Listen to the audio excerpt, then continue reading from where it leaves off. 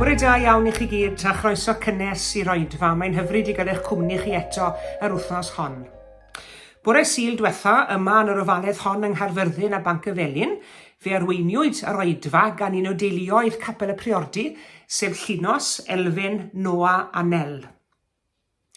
Ac yn wir fi gafwyd gymaint o fendith o dan ei harweiniad, fel i bod nhw chwarae teg wedi cyd-synio anghais i ail recordio'r roedfa mwyn i darlledu ddiwingidol heddi. Felly, croeso cynnes i chi gyd a mwynhewch y gwasanaeth.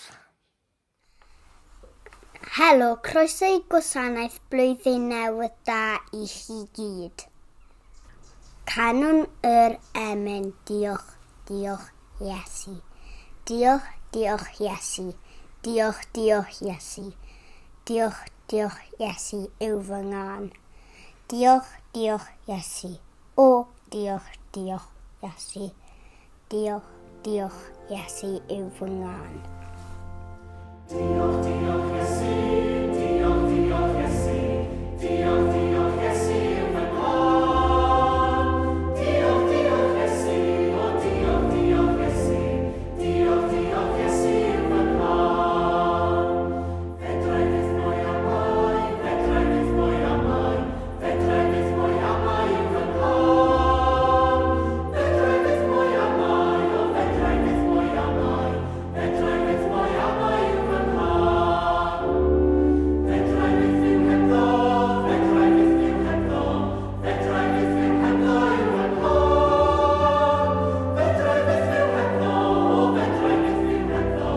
Fedrai byth fyw hebddo yw fy ngân.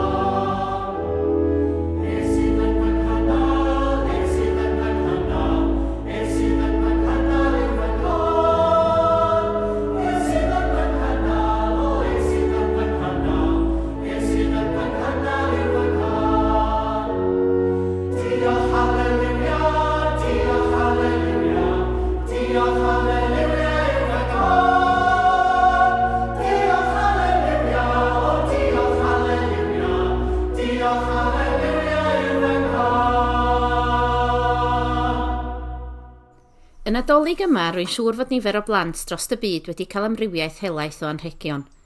Rhai yn ddigidol, rhai yn ymarferol, rhai i ddenu chwerthin ac eraill i addysgu.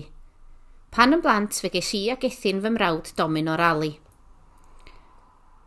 Gêm ydy domino rali, o osod dominos mewn un rhes ar ôl y llall mewn patrymau diri, ac ar ddiwedd hyn oll mae angen ei cnocio i lawr. Hynny yw, os nad i rhywun trwmdroed di cerdded heibio cyn gorffan, neu di cael y drws yn glep gan achosi'r cyfan ddisgyn yn un swp a gorod dechrau eto. Neu achosi chi neidio nes bod y cyfan yn bendramwnygol gyn gorffan. Dyna beth yw gêm y wylltineb, a gêm sy'n achosi drwg deimlad ar brydiau, a hynny weithiau ar ddamwain. Un digwyddiad bach yn achosi i nifer o bethau negyddol ddigwydd. Efallai ddim y gêm i Sion Corn ddod atach chi y flwyddyn nesaf. Mae'r hanes yma yn gwneud i mi feddwl am y gerdd Saesneg For the Want of a Nail. For the want of the nail, the shoe was lost. For the want of the shoe, the horse was lost. For the want of the horse, the rider was lost. For the want of the rider, the battle was lost. For the want of the battle, the kingdom was lost. And all for the want of a horseshoe nail. Un ddigwyddiad bach negyddol yn achosi nifer o bethau mwy negyddol i ddigwydd. Ond os rhaid i ni feddwl am y pethau fel hyn, beth os felly byddwn ni yn feddwl am y peth mewn ffordd arall? Canwn yr emyn calon lan. Nid dwi'n gofyn bywyd yn mwythus, a'r y byd a'r belen man. Gofyn wyf calon hapus, calon ones, calon lan. Calon lan yn llawn daioni, te gallwyd ar lili glws. Dim ond calon lan allgan i canu'r dydd a'r canu'r nos.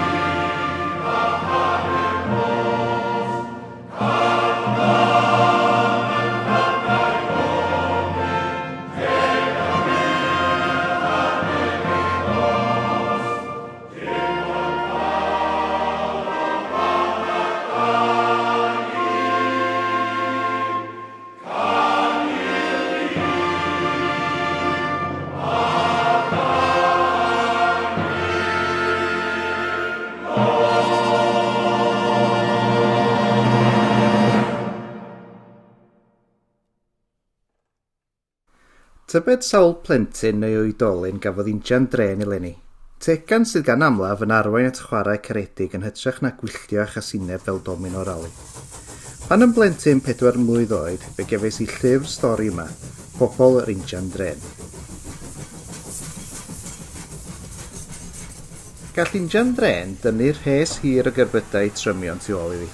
Gall pobl fod yn injan dren hefyd. Gall pobl injan dren dynnu pobl eraill gyda nhw ar hyd y cledrau iawn, ac mae'n hwyl. Dyma'r hanes sut y daeth Emyr yn ddyn injan dren. Un bore sylwodd Emyr fod golwg drist a di hwyl ar ei fam. Dechreuodd boeni ac aeth eistedd dan y bwrdd. Yna sibrydodd wrth Dduw. Dangosai mi os gwelwch chi dda, sut y gallaf wneud mam yn hapus unwaith eto. Toc daeth syniad i ben Emyr. Allan ag ef ar ei union i mofyn ei geffil bach pren oedd yn fwy o ffefryn na dim ganddo. I chi yma hwn, mam, i godi'ch calon chi, meddai. Daeth gwen i wyneb i fam oherwydd bod rhywun wedi teimlo drosti fel hyn. Bellach roedd yn llawen drwyddi a doedd dim amdani ond rhoi cusan mawr i Emyr.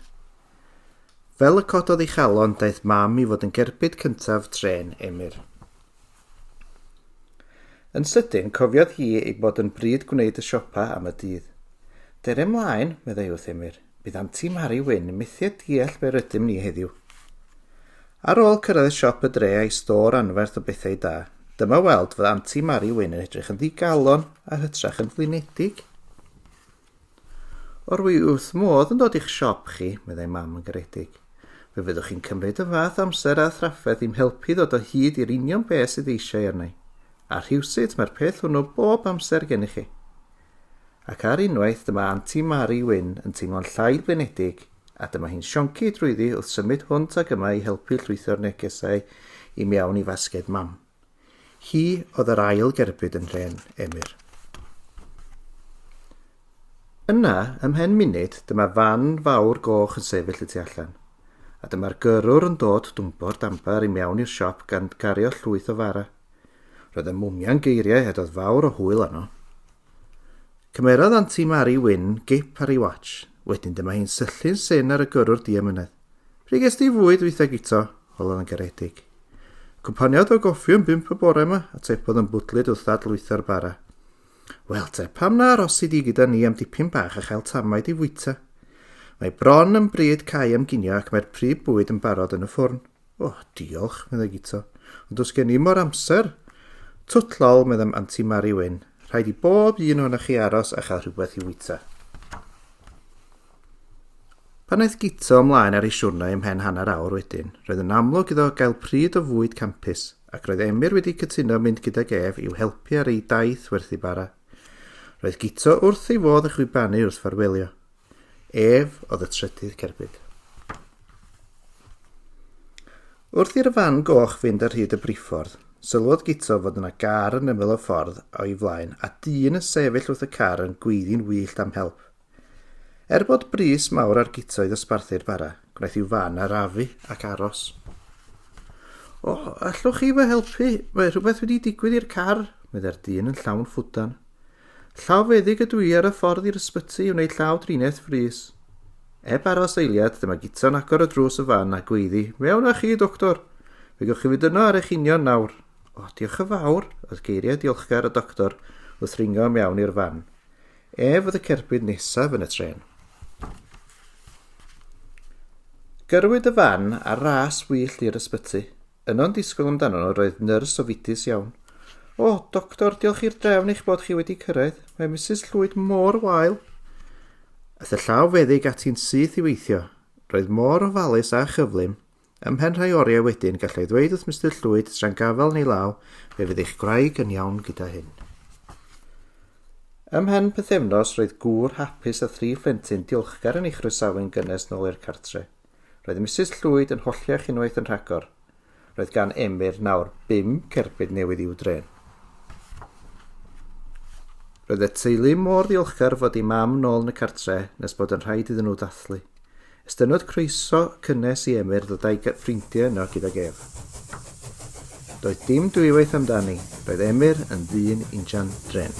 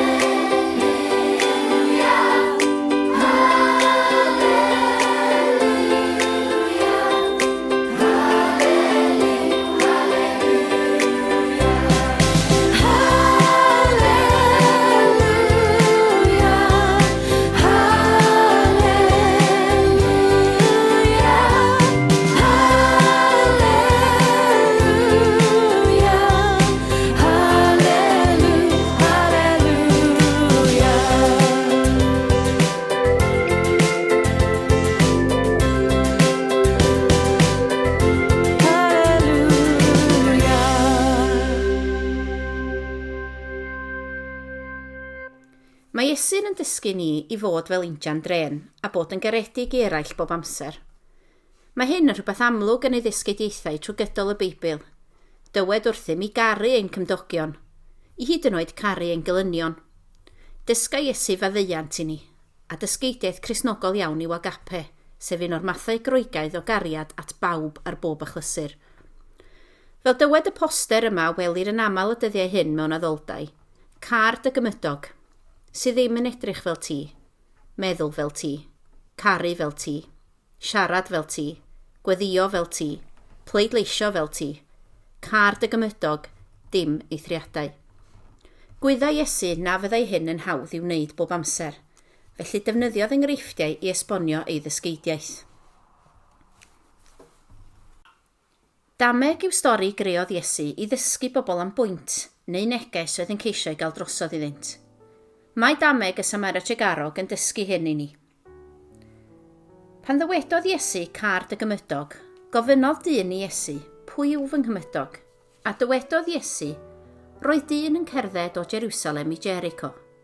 Ymosododd lladron arno a dwyn ei holl eiddo a rhedeg i ffwrdd gan ei adael wedi anafu yn fawr.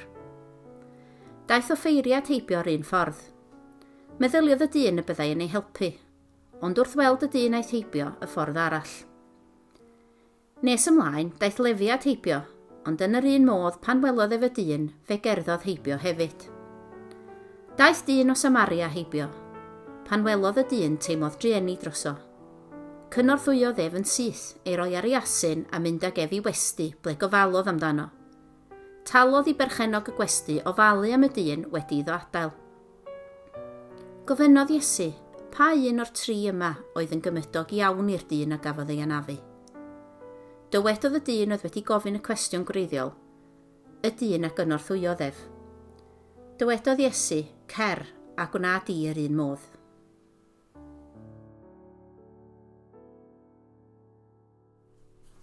Gweddiwn.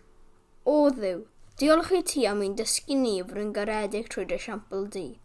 Diolch am ddangos i neb bod ti bob amser y bosib i ddangos caredigrwydd, hyd yn oed pam nad yw hynny yn beth amlwg i wneud pob tro.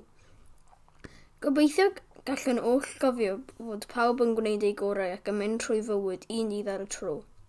Helpa ni fod yn garedig tuag at eraill eleni gan y gallai y garedigrwydd hwnnw fod yn injan drenydd ar ei taith dyddiol. Diolch am ddysgu yr holl pethau yma i ni, a'n dysgu ni trwy dy siampl di fod yn garedig. Yn y gobaith bydd ein caredigrwydd ni yn arwain eraill i fod yn caredig a chreu'n injan dren ei hunan. Yn dy enw di, amen.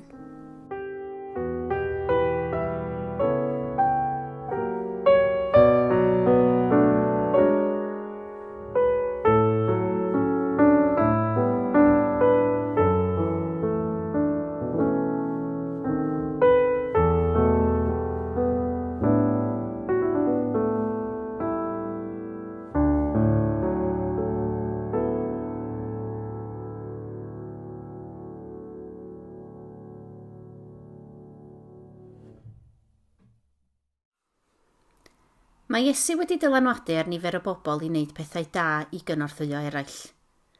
Yn ddiweddar, bu farw yr arch esgob Desmond Tutu. Dywedodd ef mae un digwyddiad bach ysgogodd ef i fynd i'r weinidogaeth. Hynny yw, offeiriad gwyn yn camu oddi ar y pafin iddo ef a'i fam gael mynd heibio yn De Affrica. Yn Ne Affrica ar y pryd roedd rheolau apartheid yn mynnu bod pobl ddu yn camu oddi ar y pafin i bobl gwyn fynd heibio. Dangosodd yr offeiriad yma barch a chariad at Desmond a'i fam, gan beidio a gweld lliw croen, ond ei parchu nhw fel y bobl a grewyd gan Dduw. Penderfynodd Desmond ei fod ef am fod yn offeiriad oedd yn gwneud da fel y dyn yma, a dyna'n wir a wnaeth, fel y gwelwn yn yr holl dengedau roddwyd iddo'n ddiweddar yn dilyn ei farwolaeth. Tybed yn wir sawl cerbyd fyddai ar dren Desmond Tutu. Fel y dywedodd ef, gwnaed y chydig o ddaioni, ble bynnag yr wyt, yr ychydig yna sydd yn gorlethu y byd.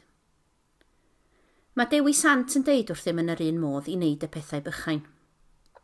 Cofiwch mae pethau bychain o garedigrwydd bob amser yn tyfu fel pelen eira.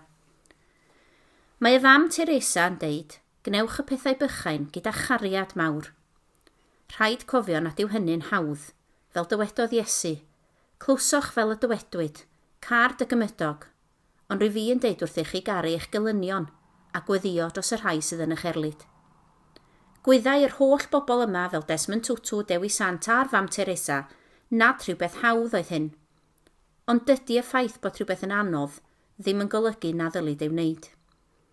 Canfuwyd y canlynol ar fur ystafell wely y fam Teresa. Mae pobl yn aml yn afresymol, yn gul ac yn hunanol. Maddeuwch iddyn nhw beth bynnag. Os ydych chi'n garedig, efallai bydd pobl yn eich cyhuddo o gymhellion hunanol. Byddwch yn garedig beth bynnag.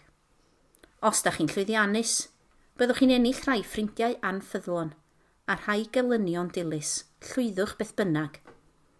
Os ydych yn onest, gall pobl eich twyllo. Byddwch yn onest ac yn ddiffiant beth bynnag.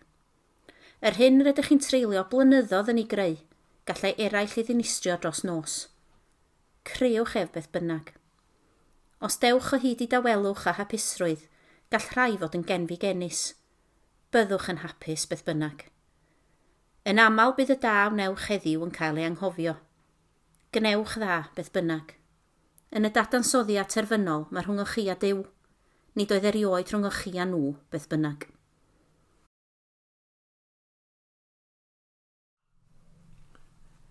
Byddwch yn injan dren o garedigrwydd eleni, nid yn domin o rali. Neu, fel y ddwydys yn hynt, beth am edrych ar mewn ffordd wahanol, dad? Beth os ydy ni yn domin o rali o garedigrwydd eleni? Mae wastad cyfle i fod yn garedig. Beth os yw'r holl dominos hyn yn weithred o gariad a charedigrwydd at ein gilydd yn lle gwylltineb?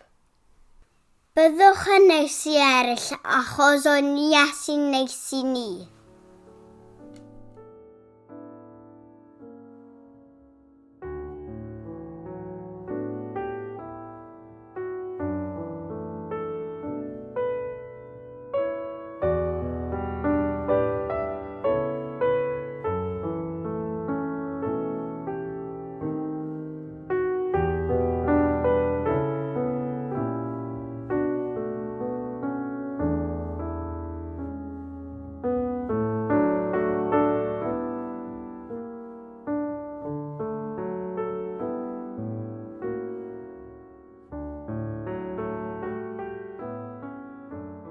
Diolch yn fawr iawn i chi gyd am eich cwmni yn yr oedfa heddi, a diolch arbennig i Llunos, Elfen, Noa a Nel am eu harweiniad i ni.